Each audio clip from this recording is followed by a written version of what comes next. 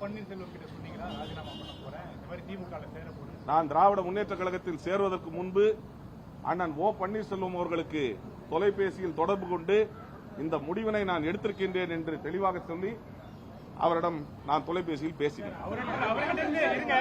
விலகி வந்தீங்க. அவர் வந்து ஒரு உரிமை மீட்பு குழுன்னு ஒன்று தொடங்கியிருக்காரு, அது கூட நீங்க இணைந்து பயணிச்சீங்க. அவருக்கும் உங்களுக்குமான நெருடல் என்ன? என்னை பொறுத்தவரையில் அண்ணன் ஓ பன்னீர்செல்வம் அவர்கள் மீது மரியாதை கொண்டவன். அவர் மீது இன்றும் எனக்கு மரியாதை உண்டு.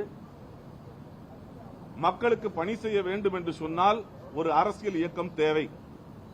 அந்த அரசியல் இயக்கம் மக்களுக்கு சேவை செய்யக்கூடிய இயக்கம், திராவிட கொள்கைகளை பாதுகாக்கக்கூடிய இயக்கம் என்று திராவிட முன்னேற்ற கழகம் என்பதை தீர சிந்தித்துதான் நான் முடிவெடுத்தேன். ஓபிஎஸ்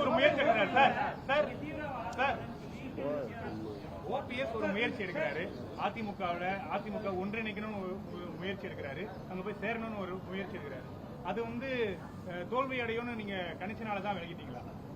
அதாவது அனைத்து இந்திய அண்ணா திராவிட முன்னேற்ற கழகம் என்பது தலைவர் தோற்றுவித்த அந்த இயக்கமும் இல்லை, பாதுகாத்த அம்மாவின் இயக்கமாகவும் இல்லை.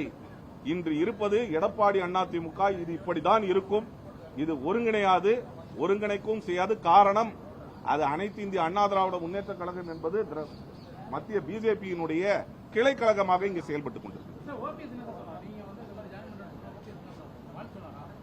அவர் நான் சொன்னதை கேட்டு சரி நீங்கள் எடுத்திருக்கின்ற முடிவா என்று சொன்னார்.